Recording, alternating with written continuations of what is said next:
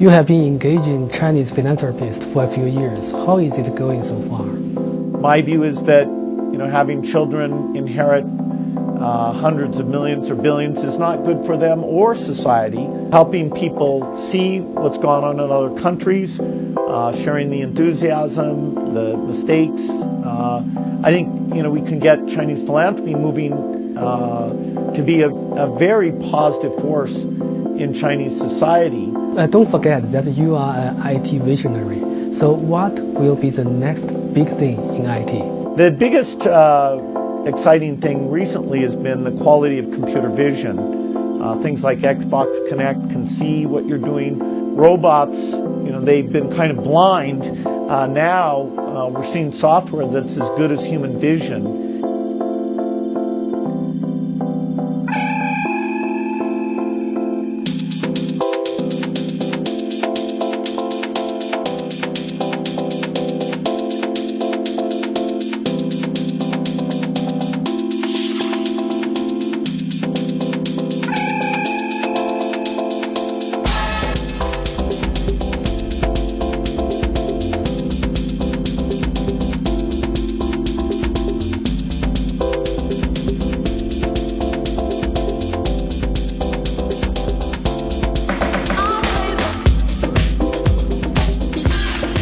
我想问盖茨两方面的问题。第一个问题呢是盖茨在最新的联系里面说，2035年以前世界上再没有穷困的国家，这是一个非常大胆的预言。我想问他凭什么能够这么说？我的第二方面的问题呢是想问他作为一个 IT 领域的一个预言家和一个 visionary， 我想问他 IT 领域的下一个大的事情是什么 ？The next big thing 是什么 ？Mr. Gates, thank you for receiving this interview. Why do you think that in 20 years there will be no poor country in the world? Well, we're making great progress in lifting up the economies of the countries that were poor. If you go back to 1960, almost all countries were poor. The rich countries of the West were really quite exceptional. And if you looked at the income, there were the rich and the poor and very little in the middle. And the great news of the last 50 years is that most countries are now middle income. China is really the best example of that, where even as late as 1980, China was a very poor country, even a bit poorer than India was at the time. And then through really strong policies, now China is truly a middle-income country, even above average for middle-income countries. China, Brazil, Mexico, many others, they really show us the roadmap. Improving the health, improving the agriculture, getting the stability, the education, market-based activities going should allow us to have almost no poor countries. The poverty reduction will happen naturally, or we must do things right. Time is on our side as we invent new vaccines, as we come up with better seeds and spread those around.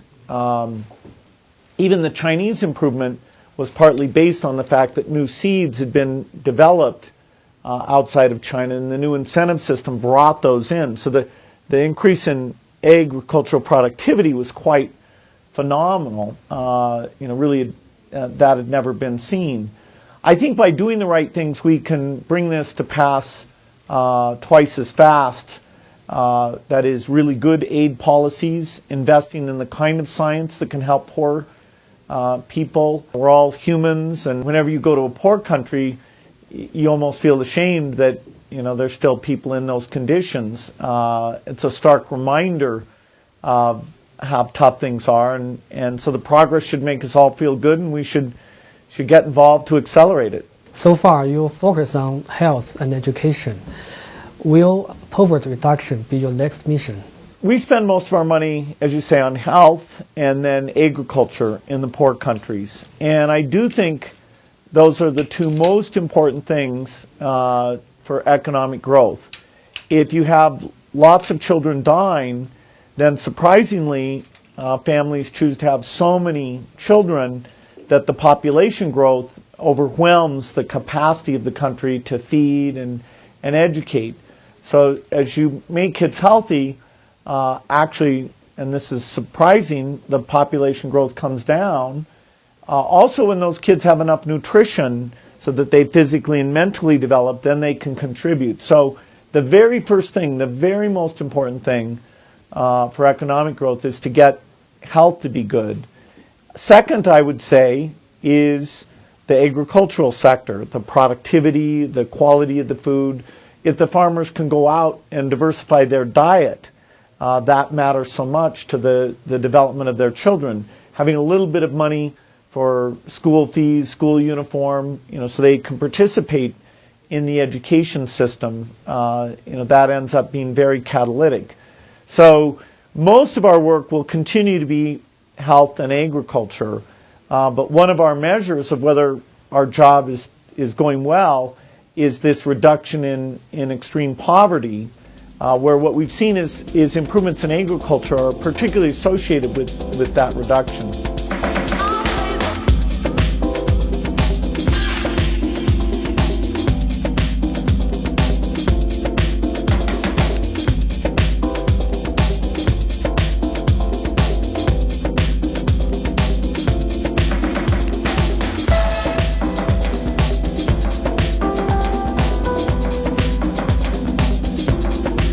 Why do you feel so necessary to defend foreign aid in general and your foundation's practice in particular in your annual letter?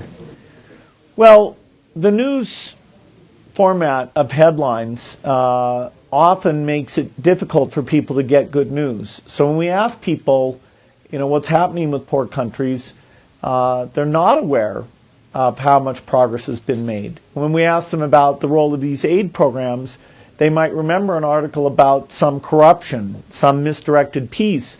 And so the headline about the 2% that's misspent is dominant versus the headline about the 98% that gets AIDS drugs out to people. And literally in Africa means that you have millions of people alive today who wouldn't be alive except for the generosity of these aid programs.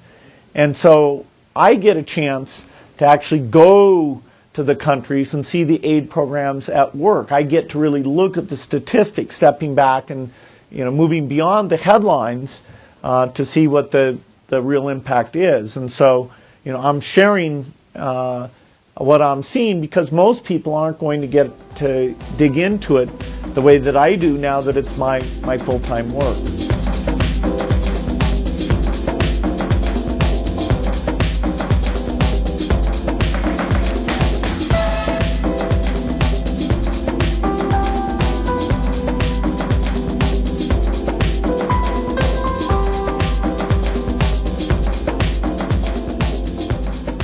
Your foundation has made equity investment into health and education companies very much in venture capital style.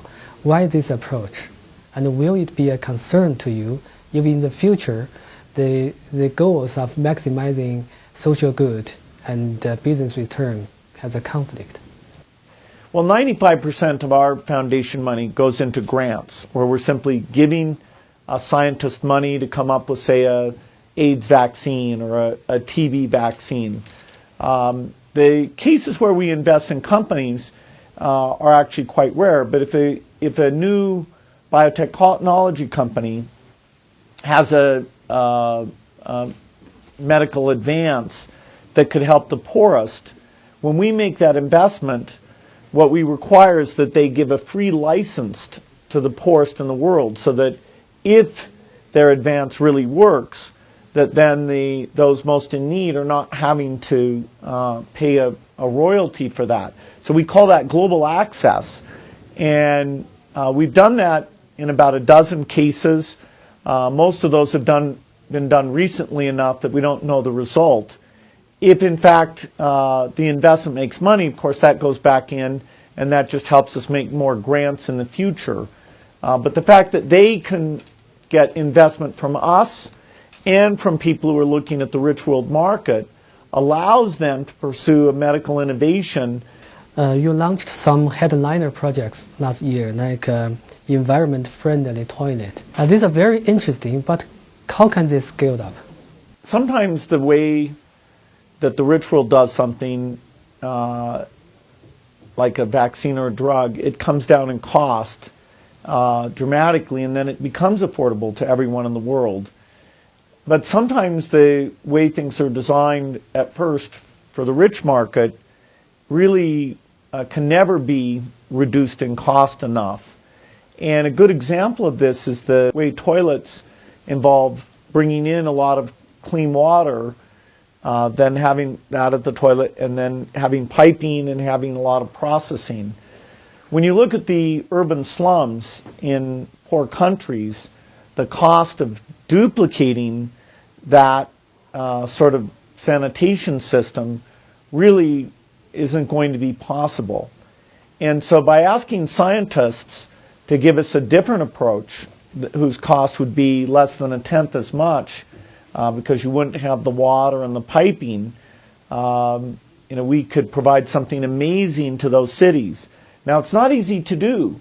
You have to make sure when you're dealing with sanitation that you don't have a problem with smell. That's not easy. Sanitation, if you're not careful, it can also cause disease. It can transmit disease. We're asking them to reinvent the toilet.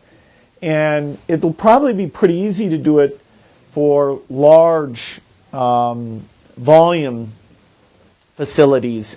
The most difficult is to build such a toilet for an individual house. But that's really what you want. And we'll be patient and keep refining it.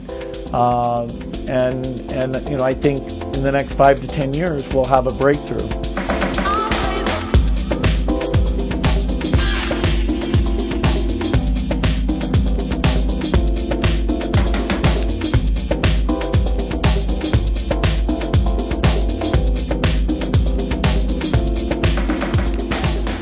You have been engaging Chinese philanthropists for a few years. How is it going so far? Well, I think philanthropy, although it's very small compared to the private sector, is gigantic. That's 80%. The government is, maybe 18%. Philanthropy is sort of that final 2% if we get it to be quite strong. But I think there's a lot of things that philanthropy can do that neither private sector or government are good at. When it comes to taking an innovative approach, backing a new scientist, some research that maybe the general government thinking would miss out on, funding a new approach like some teaching methodology, and seeing if that works, and if it's measured as well, maybe the government later would adopt that. Philanthropy in the United States has been very important.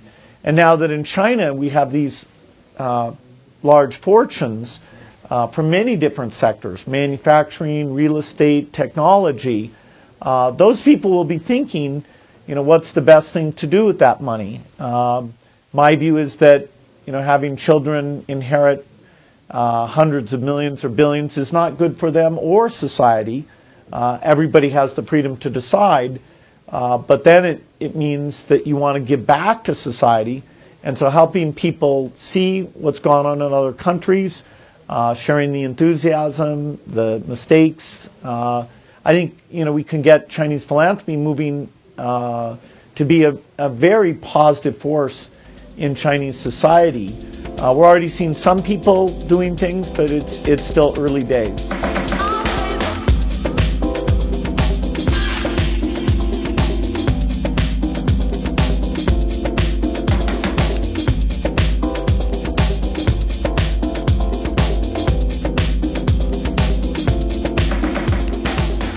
Don't forget that you are an IT visionary. So what will be the next big thing in IT?